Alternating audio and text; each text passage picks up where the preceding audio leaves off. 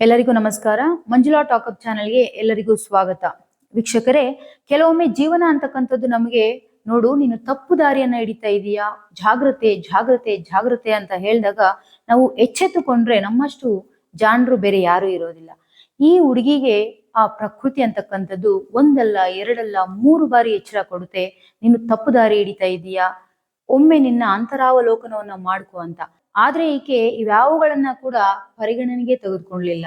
ಕೊನೆಗೆ ಕೇರಳ ಇತಿಹಾಸದಲ್ಲೇ ಅತಿ ಕಡಿಮೆ ವಯಸ್ಸಿಗೆ ಗಲ್ಲು ಶಿಕ್ಷೆಯನ್ನ ಪಡಿತಾ ಇರ್ತಕ್ಕಂಥ ಒಬ್ಬ ಯುವತಿ ಅಂತಕ್ಕಂಥ ಒಂದು ಪಟ್ಟ ಕಟ್ಕೊಂಡಿದ್ದಾಳೆ ಗ್ರೀಷ್ಮ ಮತ್ತು ಶಾರನ್ ರಾಜ್ ಕೇಸ್ ಅಂತಾನೆ ದೇಶಾದ್ಯಂತ ಸದ್ದು ಮಾಡ್ತಾ ಇರ್ತಕ್ಕಂತಹ ಈ ಒಂದು ವಿಚಾರ ಸಮಾಜದಲ್ಲಿ ಒಂದು ಉತ್ತಮ ಸಂದೇಶವನ್ನ ನೀಡುತ್ತೆ. ಕಲ್ಕತ್ತಾದಲ್ಲಿ ಆದಂತಹ ಇಂಥದ್ದೇ ಒಂದು ಪ್ರಕರಣ, ಅಂದ್ರೆ ಅಲ್ಲಿ ಅತ್ಯಾಚಾರ ಹಾಗೂ ಕೊಲೆ ಎರಡೂ ನಡೆದಿದ್ರೆ ಕೂಡ ಆ ಒಂದು ವಿಚಾರವನ್ನ ಅಲ್ಲಿನ ಜಡ್ಜಿಗಳು ಇದು ಅಪರೂಪದಲ್ಲೇ ಅಪರೂಪವಾದಂತಹ ಒಂದು ಪ್ರಕರಣ ಅಂತ ಅವರು ಪರಿಗಣಿಸಲಿಲ್ಲ.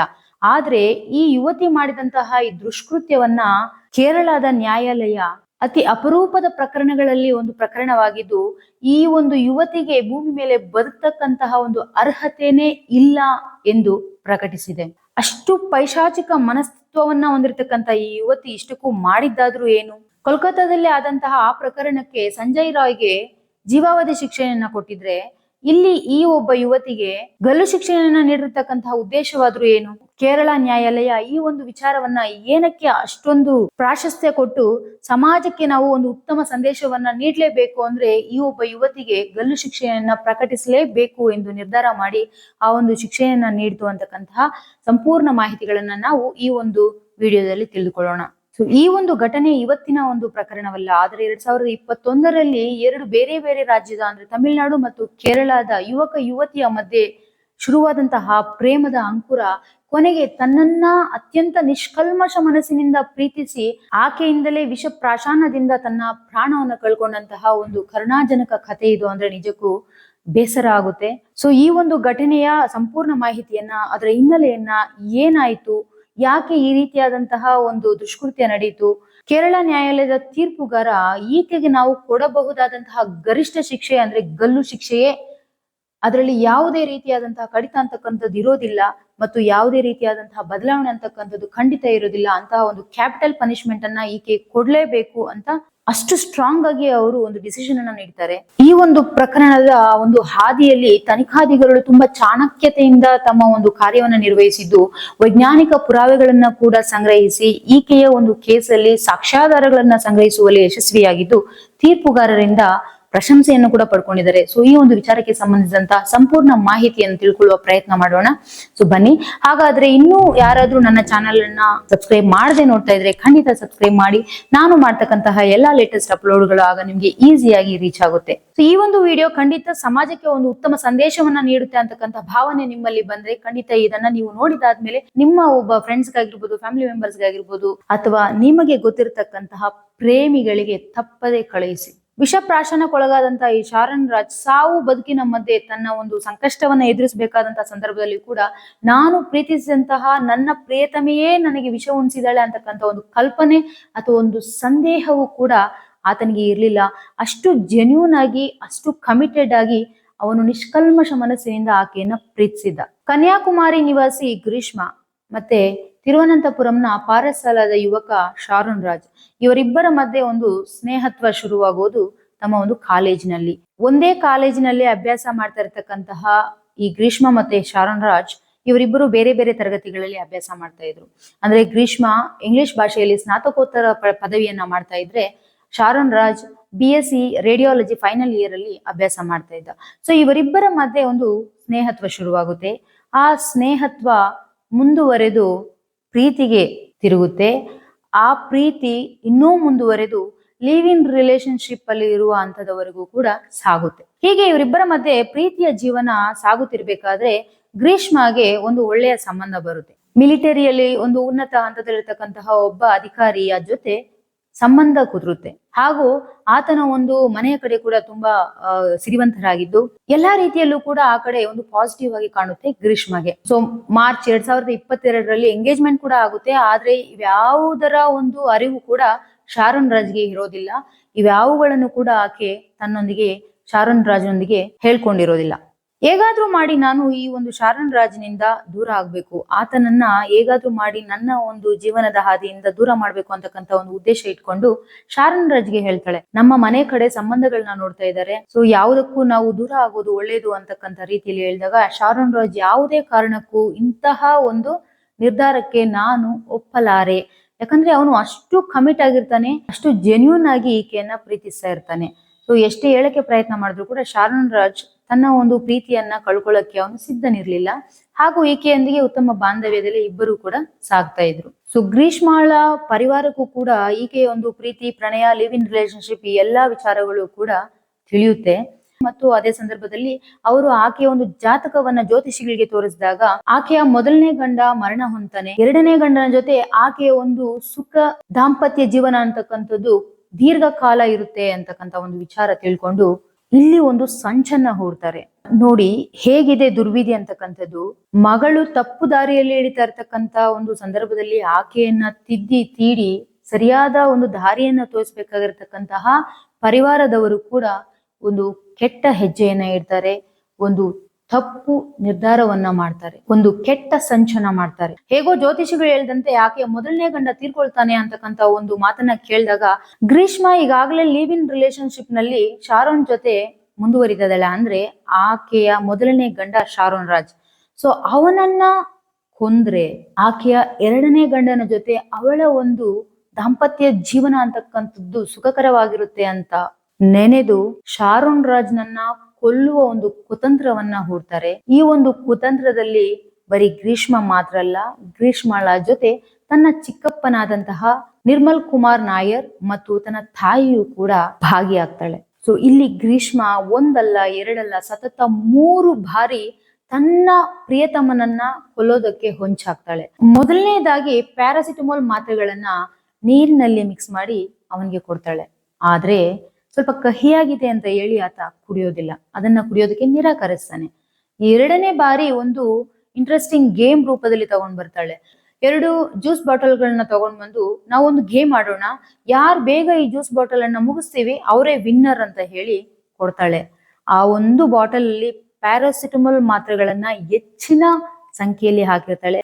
ಒಬ್ಬ ವ್ಯಕ್ತಿಯ ಪ್ರಾಣವನ್ನ ತೆಗೆಯುವ ಮಟ್ಟಿಗೆ ಮಾತ್ರೆಗಳ ಪ್ರಮಾಣವನ್ನ ಆ ಒಂದು ಜ್ಯೂಸ್ ಬಾಟಲ್ ಅಲ್ಲಿ ಆಕೆ ಹಾಕಿರ್ತಾಳೆ. ಸೊ ಈ ಒಂದು ಗೇಮ್ ಅಲ್ಲಿ ಶಾರನ್ ರಾಜ್ ಪ್ರಯತ್ನ ಮಾಡ್ತಾನೆ, ಕುಡಿಯೋಕ್ಕೆ ಪ್ರಯತ್ನ ಮಾಡ್ತಾನೆ, ಆದ್ರೂ ತುಂಬಾ ಕಹಿಯಾಗಿದೆ ಅಂತ ಹೇಳ್ಬಿಟ್ಟು ಅಲ್ಲಿಗೆ ಆ ಒಂದು ಗೇಮ್ ಅನ್ನ ಸ್ಟಾಪ್ ಮಾಡ್ತಾರೆ. ಅಂದ್ರೆ ಇದು ಎರಡನೇ ಪ್ರಯತ್ನ. ಶಾರನ್ ರಾಜ್ನನ್ನ ಹೇಗಾದ್ರೂ ಕೊಲ್ಲಲೇಬೇಕು ಅಂತಕ್ಕಂತಹ ಒಂದು ದೃಢ ನಿರ್ಣಯ ಮಾಡಿಕೊಂಡೇ ಮಾಡಿದಂತಹ ಎರಡನೇ ಸಂಚು. ಆದ್ರೆ ಈ ಒಂದು ಪ್ರಯತ್ನವೂ ಕೂಡ ವಿಫಲವಾಯಿತು. ಈ ಒಂದು ವಿಡಿಯೋದಲ್ಲಿ ನೀವು ಗಮನಿಸಬಹುದು, ಶಾರನ್ ರಾಜ್ ವಿಡಿಯೋನ ತೆಗಿತಾ ಇದ್ರೆ ಯಾಕೆ ವಿಡಿಯೋ ಬೇಡ, ವಿಡಿಯೋ ಏನಕ್ಕೆ ತೆಗಿತೀಯ, ವಿಡಿಯೋ ಬೇಡ ಅಂತ ಸ್ಟಾಪ್ ಮಾಡ್ತಾನೆ. ಅದಾದ್ಮೇಲೆ ಮುಂದಿನ ಒಂದು ವಿಡಿಯೋದ ಭಾಗ ಇಲ್ಲ ಅಂದ್ರೆ ಕುಡಿತಕ್ಕಂತ ಭಾಗ ಇಲ್ಲ. ಸೊ ಈ ರೀತಿ ಆಗ್ಬಹುದು, ಅವ್ನು ಖಂಡಿತ ಸಾಯ್ಬಹುದು, ಆಗ ಇಂತ ವಿಡಿಯೋಗಳೆಲ್ಲ ಏನಾದ್ರು ಹೆಚ್ಚು ಕಮ್ಮಿ ಆಗುವ ಸಾಧ್ಯತೆ ಇದೆ ಫ್ಯೂಚರ್ ಅಲ್ಲಿ ಅಂತಕ್ಕಂತಹ ಒಂದು ಪ್ರಿಕಾಷನ್ ಅವಳಿಗೆ ಮೊದಲೇ ಇದ್ದಿದ್ರಿಂದ ವಿಡಿಯೋ ತೆಗಿಬೇಡ ಅಂತ ಹೇಳ್ಬಿಟ್ಟು ಅಲ್ಲೇ ಸ್ಟಾಪ್ ಮಾಡಿಸ್ತಾಳೆ. ಅದೃಷ್ಟವಶಾತ್ ಸ್ವಲ್ಪ ಅಸ್ವಸ್ಥನಂತ ಅನ್ಸಿದ್ರೆ ಕೂಡ ಸ್ವಲ್ಪ ಕುಡಿದ ಹಣ್ಣಿನ ರಸದಿಂದ ಆತನಿಗೆ ಏನು ಹೆಚ್ಚಾಗಿ ಪರಿಣಾಮ ಬೀರೋದಿಲ್ಲ. ಸೊ ಅವನ ಒಂದು ಪ್ರಾಣಕ್ಕೆ ಯಾವುದೇ ರೀತಿಯಾದಂತಹ ಅಪಾಯ ಆಗೋದಿಲ್ಲ ಈ ಒಂದು ಎರಡನೇ ಪ್ರಯತ್ನ.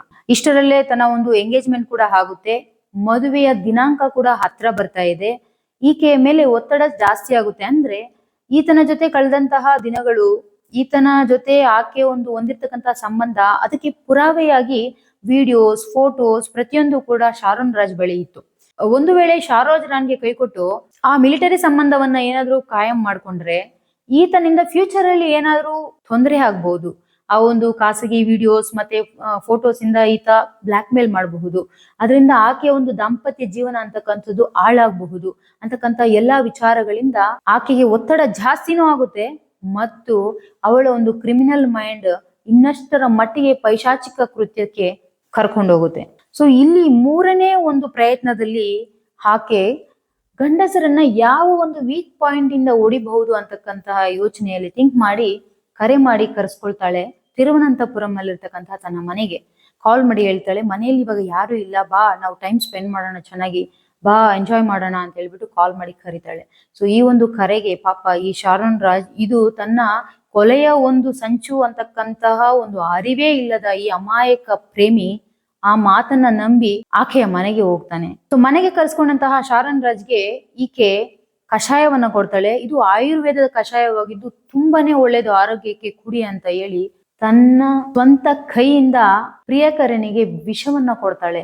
ಆದ್ರೆ ಇದ್ಯಾವುದರ ಹರಿವು ಕೂಡ ಶಾರನ್ ರಾಜ್ಗೆ ಇರ್ಲಿಲ್ಲ. ತಾನು ಕುಡಿತಿರ್ತಕ್ಕಂಥದ್ದು ಪ್ಯಾರಾಕ್ವಟ್ ಎಂಬ ಕ್ರಿಮಿ ನಾಶಕ ಅಂದ್ರೆ ಪೆಸ್ಟಿಸೈಡ್ ಅಂತಕ್ಕಂತಹ ಒಂದು ಅರಿವು, ಒಂದು ಇಮ್ಯಾಜಿನೇಷನ್ ಕೂಡ ಇರ್ಲಿಲ್ಲ ಶಾರನ್ ರಾಜ್ಗೆ.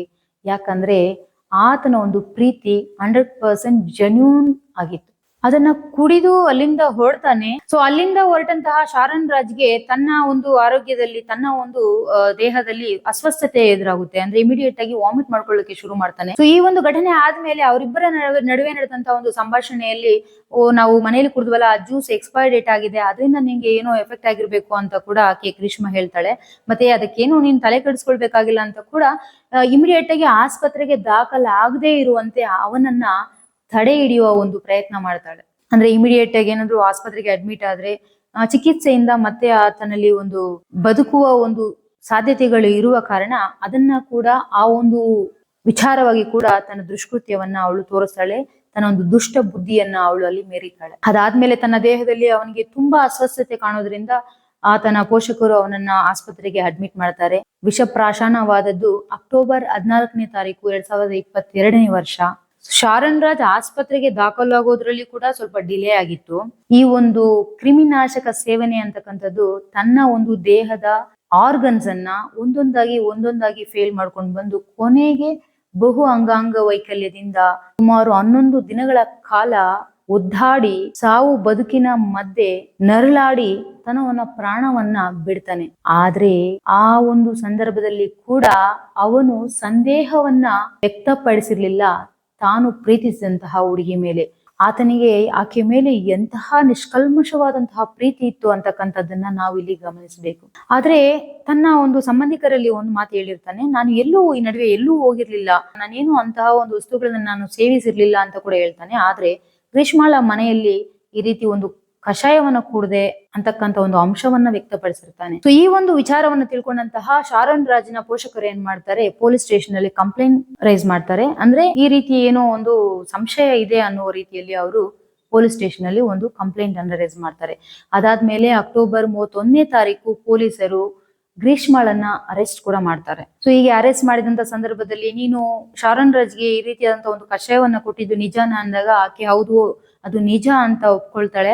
ಈ ಒಂದು ಪ್ರಕರಣದ ಒಂದು ಹಾದಿಯನ್ನ ತಪ್ಪಿಸತಕ್ಕಂತಹ ಉದ್ದೇಶದಿಂದ ತನಿಖೆಯ ಸಂದರ್ಭದಲ್ಲಿ ತಾನು ಆತ್ಮಹತ್ಯೆ ಮಾಡ್ಕೊಳ್ಳಕ್ಕೆ ಪ್ರಯತ್ನಿಸಿದಂತಹ ಒಂದು ನಾಟಕೀಯ ಪ್ರಯತ್ನ ಕೂಡ ಮಾಡ್ತಾಳೆ ಈ ಗ್ರೀಷ್ಮ. ಈ ಒಂದು ತನಿಖೆ ಪ್ರಗತಿಯಲ್ಲಿರ್ಬೇಕಾದ್ರೆ ತನಿಖಾಧಿಕಾರಿಗಳು ಆಕೆಯ ಫೋನ್ ಅವುಗಳನ್ನೆಲ್ಲ ಕೂಡ ಚೆಕ್ ಮಾಡ್ತಾರೆ. ಆದರೆ ಆಕೆ ಮುಂಜಾಗ್ರತೆಯಾಗಿ ಎಲ್ಲವನ್ನು ಕೂಡ ಡಿಲೀಟ್ ಮಾಡಿರ್ತಾಳೆ. ಈ ಒಂದು ಅಡ್ವಾನ್ಸ್ಡ್ ಟೆಕ್ನಾಲಜಿಯಲ್ಲಿ ಗೂಗಲ್ ಕ್ಲೌಡ್ ನ ಮೂಲಕ ತನಿಖಾಧಿಕಾರಿಗಳಿಗೆ ಗೊತ್ತಾಗುತ್ತೆ ಈಕೆ ಆತನನ್ನ ಕೊಲ್ಲೋದಕ್ಕೂ ಮುಂಚೆ ಯಾವ ರೀತಿಯಾದಂತಹ ರಿಸರ್ಚ್ ಅನ್ನ ಮಾಡಿದಾಳೆ. ಆಕ್ಚುಲಿ ಇವಳು ಒಬ್ಬ ರ್ಯಾಂಕ್ ಹೋಲ್ಡರ್ ಆಗಿದ್ದು ತುಂಬಾ ಪ್ರತಿಭಾನ್ವಿತ ವಿದ್ಯಾರ್ಥಿ. ಆದ್ರೆ ಆಕೆ ಒಂದು ನಾಲೆಜ್ ಅನ್ನ ಈ ಒಬ್ಬ ವ್ಯಕ್ತಿಯನ್ನ ಹೇಗೆ ಕೊಲ್ಲಬೇಕು ಅಂತಕ್ಕಂತ ಒಂದು ಉದ್ದೇಶಕ್ಕೆ ಬಳಸ್ಕೊಂಡಿದ್ದಾಳೆ. ಗೂಗಲ್ ನಲ್ಲಿ ಯಾವ ರೀತಿಯಾದಂತಹ ಒಂದು ಸರ್ಚ್ ಅನ್ನೆಲ್ಲ ಮಾಡಿದಾಳೆ, ಇವಳು ಒಂದು ರಿಸರ್ಚ್ ಮಾಡಿದಾಳೆ ಅಂದ್ರೆ ಎಲ್ಲರಿಗೂ ಕೂಡ ಆಶ್ಚರ್ಯ ಅನ್ಸ್ಬೋದು. ಒಬ್ಬ ವ್ಯಕ್ತಿಯನ್ನ ಕೊಲ್ಲೋದಕ್ಕೆ ಪ್ಯಾರಾಸಿಟಮಲ್ ಎಷ್ಟು ಪ್ರಮಾಣದ ಮಾತ್ರೆಗಳನ್ನ ನಾವು ಹಾಕಿದ್ರೆ ಆ ವ್ಯಕ್ತಿ ಸಾವನ್ನಪ್ಪುತ್ತಾನೆ. ಒಬ್ಬ ವ್ಯಕ್ತಿಯನ್ನ ಕೊಲ್ಲೋದಕ್ಕೆ ಬಳಸತಕ್ಕಂತ ಪ್ಯಾರಾಕ್ವಟ್ ಕ್ರಿಮಿನಾಶಕ ಯಾವ ಪ್ರಮಾಣದಲ್ಲಿ ತಗೊಂಡ್ರೆ ಒಬ್ಬ ವ್ಯಕ್ತಿ ತನ್ನ ಒಂದು ಅಂಗಾಂಗಗಳ ವೈಫಲ್ಯದಿಂದ ಎಷ್ಟು ದಿನಗಳಲ್ಲಿ ಅವನು ತನ್ನ ಪ್ರಾಣವನ್ನ ಕಳ್ಕೊಳ್ತಾನೆ, ಪ್ರತಿಯೊಂದನ್ನ ಕೂಡ ಅವಳು ಗೂಗಲ್ ಅಲ್ಲಿ ಚೆಕ್ ಮಾಡಿದಾಳೆ. ಈ ಒಂದು ಸಾಕ್ಷ್ಯಾಧಾರಗಳೊಂದಿಗೆ ಆಕೆಯೊಂದಿಗೆ ಸ್ಥಳ ಪರಿಶೀಲನೆಗೆ ಕೂಡ ಈ ತನಿಖಾಧಿಕಾರಿಗಳು ಹೋಗಿ ಯಾವ ಒಂದು ಸ್ಥಳದಲ್ಲಿ ಏನೆಲ್ಲ ಆಯ್ತು ಅಂತಕ್ಕಂಥ ಸಂಪೂರ್ಣ ಮಾಹಿತಿಯನ್ನ ಕಲೆ ಹಾಕಿ ಕೊನೆಗೆ 586 ಪುಟಗಳ ಒಂದು ಚಾರ್ಜ್ ಶೀಟ್ ಅನ್ನ ರೆಡಿ ಮಾಡಿ ತಮ್ಮ ಒಂದು ಚಾಣಕ್ಯತೆಯನ್ನ ಇಲ್ಲಿ ಮೆರೆದಿದ್ದಾರೆ. ಸೊ ಈ ಒಂದು ಪ್ರಕರಣ ಆದ್ಮೇಲೆ 2022ರಲ್ಲಿ ಆಕೆನ ಅರೆಸ್ಟ್ ಮಾಡಿರ್ತಾರೆ. ಆದ್ರೂ 2023ರಲ್ಲಿ ಆಕೆ ಬೇಲನ್ನ ತಗೊಂಡು ಹೊರಗಡೆ ಬಂದಿರ್ತಾಳೆ. ಮತ್ತೆ ಜೈಲಿಗೆ ಹೋಗೋದು ಬರೋದು ಹೀಗೆ ನಡೀತಾ ಇರುತ್ತೆ. ಆದ್ರೆ ಈಗ ಈ ಜನವರಿ 20ನೇ ತಾರೀಕು ಈ ಒಂದು ವಿಚಾರಕ್ಕೆ ಸಂಬಂಧಿಸಿದಂತಹ ಒಂದು ತೀರ್ಪು ದೇಶಾದ್ಯಂತ ಸದ್ದು ಮಾಡ್ತಾ ಇದೆ. ಇಷ್ಟು ಚಿಕ್ಕ ವಯಸ್ಸಿಗೆ, ಅದು ಪ್ರತಿಭಾನ್ವಿತ ವಿದ್ಯಾರ್ಥಿ, ಯುವತಿಯೂ ಹೌದು, ಮತ್ತೆ ತಂದೆ ತಾಯಿಗೆ ಏಕೈಕ ಮಗಳು ಅಂತಕ್ಕಂಥ ಒಂದು ಕಾರಣವನ್ನ ಕೂಡ ಕೊಟ್ಟು ಆ ತಂದೆ ತಾಯಿಗಳು ತೀರ್ಪುಗಾರರಲ್ಲಿ ಬೇಡಿಕೆ ಇಡ್ತಾರೆ, ತನ್ನ ಒಂದು ಶಿಕ್ಷೆಯ ಪ್ರಮಾಣವನ್ನ ದಯವಿಟ್ಟು ಕಡಿಮೆ ಮಾಡಿ ಅಂತ. ಆದ್ರೆ ನೇಯಟ್ ಟಿಂಕರನ್ ಸೆಷನ್ಸ್ ನ್ಯಾಯಾಲಯದ ತೀರ್ಪುಗಾರರಾದಂತಹ AM ಬಶೀರ್ ಅವರು ಈ ಒಂದು ತೀರ್ಪಿನಲ್ಲಿ ಯಾವುದೇ ಬದಲಾವಣೆ ಅಂತಕ್ಕಂಥದ್ದು ಇರುವುದಿಲ್ಲ. ಈಕೆಯ ಒಂದು ಪೈಶಾಚಿಕ ಕೃತ್ಯಕ್ಕೆ ಒಬ್ಬ ವ್ಯಕ್ತಿ ಕೊಡಬಹುದಾದಂತಹ ಒಂದು ಗರಿಷ್ಠ ಶಿಕ್ಷೆ ಅಂದ್ರೆ ಅದು ಗಲ್ಲು ಶಿಕ್ಷೆ. ಯಾಕಂದ್ರೆ ಈಕೆ ಬರೀ ಒಬ್ಬ ವ್ಯಕ್ತಿಯನ್ನ ಕೊಂದಿಲ್ಲ, ಆಕೆಯ ನಂಬಿಕೆಯನ್ನ ಕೊಂದಿದ್ದಾಳೆ, ಆಕೆಯ ನಿಷ್ಠಾವಂತ ಪ್ರೀತಿಯನ್ನ ಕೊಂದಿದ್ದಾಳೆ, ಆಕೆ ಇವನಲ್ಲಿ ಇಟ್ಟಂತಹ ನಿಷ್ಕಲ್ಮಶವಾದಂತಹ ಒಂದು ನಂಬಿಕೆಗೆ ಕೊಳ್ಳಿ ಇಟ್ಟಿದ್ದಾಳೆ. ಮತ್ತು ಈ ಒಂದು ವಿಚಾರವನ್ನ ನಾವು ಗರಿಷ್ಠ ಪ್ರಮಾಣದ ಶಿಕ್ಷೆ ಅಂದ್ರೆ ಕ್ಯಾಪಿಟಲ್ ಪನಿಷ್ಮೆಂಟ್ ಅನ್ನೋದು ಏನಿದೆ ಅದನ್ನ ಕೊಟ್ಟಿಲ್ಲ ಅಂದ್ರೆ ಇಡೀ ಸಮಾಜಕ್ಕೆ ನಾನು ಒಂದು ಕೆಟ್ಟ ಸಂದೇಶವನ್ನ ಪ್ರೇರೇಪಣೆ ಮಾಡದಂತೆ ಆಗುತ್ತೆ. ಹಾಗಾಗಿ ಈ ಒಂದು ಗರಿಷ್ಠ ಪ್ರಮಾಣದ ಶಿಕ್ಷೆಯಲ್ಲಿ ಎಳ್ಳಷ್ಟು ಕಡಿತ ಇರೋದಿಲ್ಲ ಅಂತ ಖಡಾಖಂಡಿತವಾಗಿ ಹೇಳಿದ್ದಾರೆ. ಸೋಷಿಯಲ್ ಮೀಡಿಯಾದಲ್ಲಿ ಈಗಾಗಲೇ ಕೆಲವರು ಆಕೆಯ ಒಂದು ವಯಸ್ಸು ಮತ್ತೆ ಆಕೆಯ ಒಂದು ಎಜುಕೇಶನಲ್ ಬ್ಯಾಕ್ ಗ್ರೌಂಡ್ ಅನ್ನು ನೋಡಿ ಒಂದು ಚಾನ್ಸ್ ಕೊಡ್ಬೇಕಾಗಿತ್ತು ಅಂತ ಕೆಲವರು ಅಂದ್ರೆ ಆಕೆಯ ಕರ್ಮಕ್ಕೆ ತಕ್ಕ ಪ್ರತಿಫಲ ಸಿಕ್ಕಿದೆ ಎಂದು ಕೆಲವರು ಪ್ರಶಂಸೆಯನ್ನ ಕೂಡ ಕೊಡ್ತಾ ಇದ್ದಾರೆ. ಸೊ ಈ ಒಂದು ವಿಚಾರಕ್ಕೆ ಸಂಬಂಧಿಸಿದಂತೆ ಸಾಕ್ಷ್ಯಾಧಾರಗಳನ್ನ ನಾಶಪಡಿಸತಕ್ಕಂತಹ ಹಾಗೂ ಈ ಒಂದು ಪ್ರಕರಣಕ್ಕೆ ಉತ್ತೇಜನ ನೀಡಿದಂತಹ ತನ್ನ ಚಿಕ್ಕಪ್ಪ ಏನಿದ್ದಾನೆ ನಿರ್ಮಲ್ ಕುಮಾರ್ ನಾಯರ್ ಅವರಿಗೆ ಕೂಡ 3 ವರ್ಷಗಳ ಕಾಲ ಜೈಲು ಶಿಕ್ಷೆಯನ್ನ ಕೂಡ ವಿಧಿಸಿದೆ. ಮತ್ತು ಈ ಒಂದು ಪ್ರಕರಣದ ಮೊದಲನೇ ಆರೋಪಿ ಗ್ರೀಷ್ಮ ಆದ್ರೆ ಎರಡನೇ ಆರೋಪಿ ತನ್ನ ತಾಯಿ ಮತ್ತೆ ಮೂರನೇ ಆರೋಪಿ ತನ್ನ ಚಿಕ್ಕಪ್ಪ ಆಗಿದ್ದ. ಈ ಒಂದು ಪ್ರಕರಣದ ಎರಡನೇ ಆರೋಪಿಯಾದಂತಹ ಗ್ರೀಷ್ಮಳ ತಾಯಿ ಸಿಂಧು ಏನಿದ್ದಾರೆ ಅವರನ್ನ ಈ ಒಂದು ಪ್ರಕರಣದಿಂದ ಖುಲಾಸೆ ಮಾಡಲಾಗಿದೆ. ಅಂದ್ರೆ ಅವ್ರಿಗೆ ಯಾವುದೇ ರೀತಿಯಾದಂತಹ ಶಿಕ್ಷೆಯನ್ನ ವಿಧಿಸಿಲ್ಲ.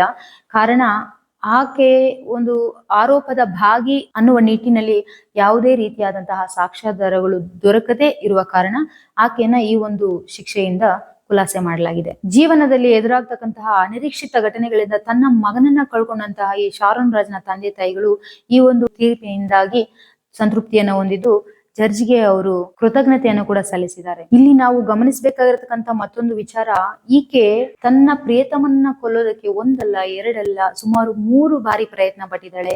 ಎಂತಹ ಮಾನವೀಯ ಗುಣ ಇರ್ತಕ್ಕಂತಹ ಮನುಷ್ಯನಿಗೆ ಒಂದು ಬಾರಿ ಏನಾದ್ರು ಅಂತಹ ತಪ್ಪು ಮಾಡಿದಾಗ ಎಲ್ಲೋ ಒಂದು ರೀತಿ ಅಂತಃಕರಣ ಕಲ್ಕುತ್ತೆ. ಇಷ್ಟೆಲ್ಲ ಆದ್ಮೇಲೆ ಕೂಡ ನಾನು ಒಬ್ಬ ಅಮಾಯಕ ವ್ಯಕ್ತಿಯನ್ನ ನನ್ನ ಒಂದು ಸ್ವಾರ್ಥಕ್ಕಾಗಿ ನಾನು ಕೊಂದ್ಬಿಟ್ನಲ್ಲ ಅಂತಕ್ಕಂತಹ ಎಳ್ಳಷ್ಟು ಕೂಡ ಪಶ್ಚಾತ್ತಾಪ ಆಕೆಯ ಮುಖದಲ್ಲಿ ಕಾಣ್ತಾ ಇಲ್ಲ.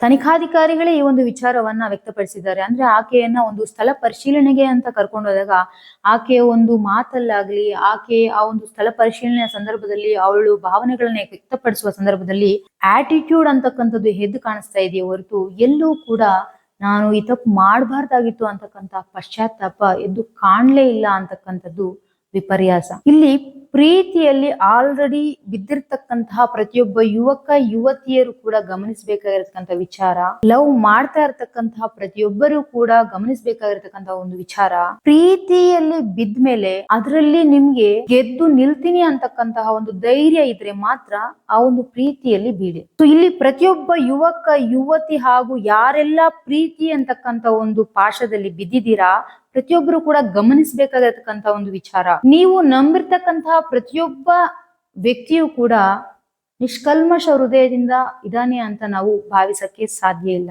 ಶಾರೋನ್ ರಾಜ್ ನಿಷ್ಕಲ್ಮಶವಾದ ಒಂದು ಪ್ರೀತಿಯನ್ನ ಹೊಂದಿದ್ದ.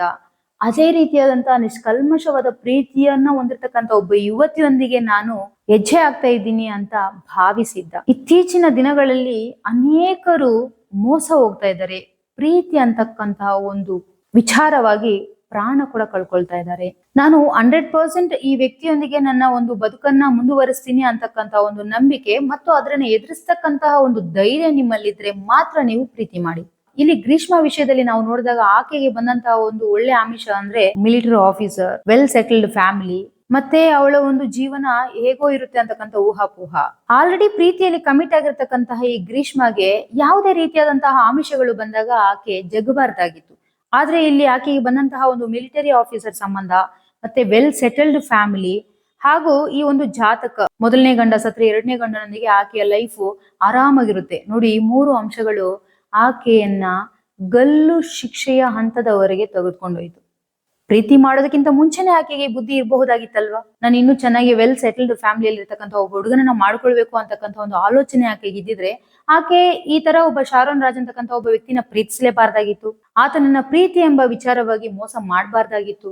ಓಕೆ, ಹೇಗೋ ಪ್ರೀತಿ ಅಂತಕ್ಕಂಥದ್ದು ಶುರು ಆಗೋಯ್ತು, ಆದ್ರೆ ನಾನು ಈ ರೀತಿಯಾದಂತಹ ಒಂದು ನಿರ್ಧಾರವನ್ನ ತಗೊಂಡಿದ್ದೇನೆ, ನಾನು ಬೇರೆ ಒಬ್ಬ ವ್ಯಕ್ತಿಯನ್ನ ನಾನು ಮದುವೆ ಮಾಡ್ಕೊಳ್ತಕ್ಕಂತಹ ಒಂದು ನಿರ್ಣಯವನ್ನ ತಗೊಂಡಿದ್ದೀನಿ, ಸೊ ದಯವಿಟ್ಟು ನನಗೆ ಇದಕ್ಕೆ ನೀನು ಸಹಕರಿಸು ಅಥವಾ ಏನ್ ಮಾಡಬಹುದು ಅಂತಕ್ಕಂಥ ಒಂದು ಅಹಿಂಸಾತ್ಮಕ ಹಾದಿಯಲ್ಲಿ ಆಕೆ ಯೋಚನೆ ಮಾಡ್ಬೇಕಾಗಿತ್ತು. ಆದ್ರೆ ಇಲ್ಲಿ ಹಿಂಸಾತ್ಮಕ ಒಂದು ಹಾದಿಯನ್ನ ಆಕೆ ಚೂಸ್ ಮಾಡಿದ್ಲು. ಸೊ ಪ್ರೀತಿಸೋ ಪ್ರತಿಯೊಂದು ಮನಸ್ಸಿಗೆ ನಾನು ಹೇಳ್ತಕ್ಕಂಥದ್ದು ಇಷ್ಟೇ, ನಿಮ್ಗೆ ಹೋರಾಡೋ ಧೈರ್ಯ ಇದೆಯಾ? ಖಂಡಿತ ನೀನು ಆ ಒಂದು ಪ್ರೀತಿ ಅಂತಕ್ಕಂತಹ ಕೊಂಡಿ ಶುರು ಮಾಡದ್ಮೇಲೆ ಆ ಒಂದು ಕೊಂಡಿಯನ್ನ ಭದ್ರಿಸ್ಕೊಳ್ತಕ್ಕಂತಹ ಹಾದಿಯಲ್ಲಿ ನಿನ್ನ ಒಂದು ಜೆನ್ಯೂನ್ನೆಸ್ ಅನ್ನ ತೋರಿಸ್ತಕ್ಕಂತಹ ಒಂದು ಸ್ಥೈರ್ಯ ಇದೆಯಾ? ಹಾಗಿದ್ರೆ ಮಾತ್ರ ಈ ಪ್ರೀತಿಗೆ ಬೀಳಿ. ಮತ್ತೆ ಇನ್ನೊಂದು ವಿಚಾರ, ಇತ್ತೀಚಿನ ದಿನಗಳಲ್ಲಿ ಅತಿ ಸಣ್ಣ ವಯಸ್ಸಿಗೆ ಪ್ರೀತಿ, ಲವ್ ಅಂತಕ್ಕಂತಹ ಒಂದು ಇದಕ್ಕೆ ಇಂದಿನ ಯುವ ಜನತೆ ಅಂತಕ್ಕಂಥದ್ದು ದೂಕ್ತಾ ಇದೆ. ಜೀವನದ ಮುಂದಿನ ನಿಮ್ಮ ಭವಿಷ್ಯ ಭದ್ರವಾಗಿರ್ಬೇಕಂದ್ರೆ ಇಂದು ನೀವು ಇರ್ತಕ್ಕಂತಹ ಫೌಂಡೇಶನ್ ಅಂತಕ್ಕಂಥದ್ದು ತುಂಬಾ ಇಂಪಾರ್ಟೆಂಟ್. ಕಾಲೇಜು ಅಥವಾ ಶಾಲಾ ದಿನಗಳಲ್ಲಿ ನಿಮ್ಮ ವಿದ್ಯಾಭ್ಯಾಸವನ್ನ ಪಡ್ಕೊಳ್ತಕ್ಕಂತಹ ಒಂದು ದಿನಗಳಲ್ಲಿ ಜ್ಞಾನಾರ್ಜನೆಯನ್ನ ಮಾಡ್ಕೊಳ್ಳೋ ಮೂಲಕ ನಿಮ್ಮ ಕೌಶಲ್ಯಾಭಿವೃದ್ಧಿಯನ್ನ ಮಾಡ್ಕೊಳ್ತಕ್ಕಂತಹ ಒಂದು ನಿಟ್ಟಿನಲ್ಲಿ ನೀವು ಶ್ರಮಿಸಬೇಕಾಗಿರ್ತಕ್ಕಂತಹ ದಿನಗಳಲ್ಲಿ ಈ ಪ್ರೀತಿ ಪ್ರೇಮ ಅಂತಕ್ಕಂತಹ ಒಂದು ಬಲೆಗೆ ಬಿದ್ದು ಎಷ್ಟೋ ಜನ ಪ್ರಾಣ ಕೂಡ ಕಳ್ಕೊಂಡಿದ್ದಾರೆ. ಎಷ್ಟೋ ಜನ ತಮ್ಮ ಜೀವನದ ಪ್ರಮುಖ ಪಾತ್ರಧಾರಿಗಳಾದಂತಹ ತಂದೆ ತಾಯಿಯರನ್ನ ಕೂಡ ನೋಯಿಸಿದ್ದಾರೆ. ಮತ್ತೆ ಮೆಂಟಲ್ ಮೆಚುರಿಟಿ ಅಂತಕ್ಕಂಥದ್ದು ಇಲ್ಲದೆ ಇರುವ ದಿನಗಳಲ್ಲಿ ನೀವು ಪ್ರೀತಿಗೆ ಅಂತ ಬೀಳ್ತಕ್ಕಂಥದ್ದು ಇದೆಯಲ್ಲ, ಅದು ತುಂಬಾ ಅಪಾಯಕಾರಿ. ಅವನು ಮೆಂಟಲ್ ಮೆಚುರಿಟಿ ಇದ್ದಾಗ ನಾವು ಏನ್ ಮಾಡ್ತಾ ಇದ್ದೀವಿ, ನಾವು ಮಾಡ್ತಾ ಇರ್ತಕ್ಕಂಥದ್ದು ಸರಿನಾ ತಪ್ಪಾ, ನಾನು ಮುನ್ನುಗ್ತಾ ಇರ್ತಕ್ಕಂಥ ಈ ಒಂದು ಹಾದಿ ಏನಿದೆ ಅದು ಆಗಿದೆಯಾ, ಅಥವಾ ನಾನು ಚೂಸ್ ಮಾಡ್ಕೊಂಡಿರ್ತಕ್ಕಂಥ ಒಬ್ಬ ವ್ಯಕ್ತಿ ಪ್ರಾಮಾಣಿಕ ವ್ಯಕ್ತಿನ ಅಲ್ವಾ, ಈ ಒಬ್ಬ ವ್ಯಕ್ತಿಯನ್ನ ನಾನು ಚೂಸ್ ಮಾಡ್ಕೊಂಡ್ರೆ ನನ್ನ ಜೀವನ ಅಂತಕ್ಕಂಥದ್ದು ಆನಂದದಿಂದ ತುಂಬಿರುತ್ತಾ ಅಲ್ವಾ ಅಂತಕ್ಕಂಥ ಎಲ್ಲಾ ವಿಚಾರಗಳು ಕೂಡ ಬರ್ತಕ್ಕಂಥದ್ದು ಮೆಚ್ಯೂರ್ಡ್ ಮೈಂಡ್ ಅಲ್ಲಿ.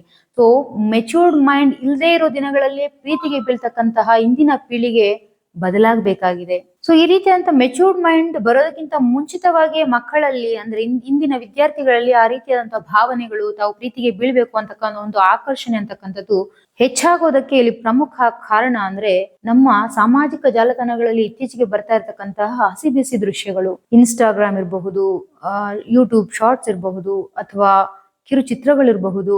ಅವರ ಒಂದು ವ್ಯೂಸ್ಗೋಸ್ಕರ ಯಾವ ರೀತಿಯಾಗಿ ಒಂದು ಸಾಮಾಜಿಕ ಜಾಲತಾಣಗಳನ್ನ ಮಿಸ್ಯೂಸ್ ಮಾಡ್ಕೊಳ್ತಾ ಇದ್ದಾರೆ ಅಂದ್ರೆ ಇವು ನಾಳೆ ದಿನ ಅವರ ಮಕ್ಕಳ ಮೇಲೆ ಕೂಡ ಪ್ರಭಾವ ಬೀರ್ತಕ್ಕಂಥದ್ದು ಅಂತಕ್ಕಂಥದ್ದನ್ನ ಮರೆತು ಹೋಗ್ತಾ ಇದ್ದಾರೆ ಇವತ್ತಿನ ಜನ. ಅವರಿಗೆ ಅನಿಸ್ತಕ್ಕಂಥ ಪ್ರತಿಯೊಂದನ್ನ ಕೂಡ ರೀಲ್ಸ್ ಮಾಡಿ ಹಾಕ್ಬಿಡುದು, ಹರೆ ಬರೆ ಬೆತ್ತಲೆಯಾಗಿ ರೀಲ್ಸ್ ಮಾಡ್ತಕ್ಕಂಥದ್ದು ಅಥವಾ ವಿಡಿಯೋಸ್ ಮಾಡ್ತಕ್ಕಂಥದ್ದು, ಅದು ಮಕ್ಕಳ ಮೇಲೆ ಯಾವ ರೀತಿ ಪ್ರಭಾವ ಬೀರ್ತದೆ ಅಂತಕ್ಕಂಥ ಒಂದು ಸಾಮಾಜಿಕ ಕಳಕಳಿ ಅಂತಕ್ಕಂಥದ್ದು ಜನರಲ್ಲಿ ಸತ್ತೋಗಿದೆ. ಇತ್ತೀಚಿನ ದಿನಗಳಲ್ಲಿ ಅತ್ಯಾಚಾರಗಳು ಜಾಸ್ತಿ ಆಗ್ತಾ ಇದೆ. ಈ ರೀತಿಯಾದಂತಹ ಗ್ರೀಷ್ಮಳಂತಹ ವ್ಯಕ್ತಿಗಳು ಜಾಸ್ತಿ ಆಗ್ತಾ ಇದ್ದಾರೆ ಅಂದ್ರೆ ಅದಕ್ಕೆ ಕಾರಣ ಕೇವಲ ಅವರು ಮಾತ್ರ ಅಲ್ಲ, ಅಂತಹ ಒಂದು ವ್ಯಕ್ತಿತ್ವವನ್ನ ರೂಪಿಸುವಲ್ಲಿ ಸಮಾಜದಲ್ಲಿರ್ತಕ್ಕಂಥ ಪ್ರತಿಯೊಬ್ಬ ವ್ಯಕ್ತಿಯು ಕೂಡ ಪ್ರಮುಖ ಪಾತ್ರ ವಹಿಸ್ತಾನೆ ಅಂತಕ್ಕಂಥದ್ದು ಇಲ್ಲಿ ಗಮನಾರ್ಹ ವಿಚಾರ.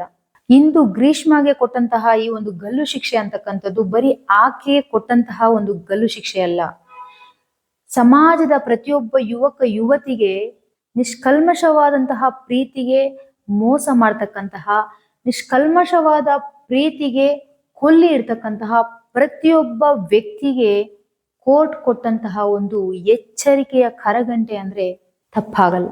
ಇನ್ಯಾವ ಪ್ರೀತಿಸುವ ಹೃದಯ ಕೂಡ ತನ್ನನ್ನ ಪ್ರೀತಿಸಿದ ವ್ಯಕ್ತಿಯನ್ನ ಕೊಲ್ಲಬೇಕು ಅಂತಕ್ಕಂಥ ಒಂದು ಆಲೋಚನೆ ಕೂಡ ತನ್ನ ಒಂದು ಮೆದುಳಲ್ಲಿ ಬರಬಾರದು. ಅಂತಹ ಒಂದು ಶಿಕ್ಷೆ ಈ ಗರಿಷ್ಠ ಪ್ರಮಾಣದ ಗಲ್ಲು ಶಿಕ್ಷೆ.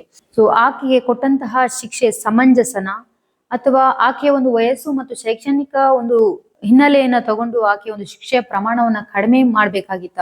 ಇದರ ಒಂದು ಕುರಿತಾಗಿ ನಿಮ್ಮ ಅಭಿಪ್ರಾಯ ಏನು ಅಂತಕ್ಕಂಥದನ್ನ ತಪ್ಪದೆ ಕಮೆಂಟ್ ಬಾಕ್ಸ್ ಅಲ್ಲಿ ಮೆನ್ಷನ್ ಮಾಡಿ. ಹಾಗೂ ಈ ಒಂದು ವಿಡಿಯೋವನ್ನ ಆದಷ್ಟು ಪ್ರತಿಯೊಬ್ಬ ಯುವಕ ಯುವತಿ ಹಾಗೂ ಪ್ರತಿಯೊಬ್ಬ ಪ್ರೇಮಿಗೂ ಕೂಡ ಶೇರ್ ಮಾಡಿ.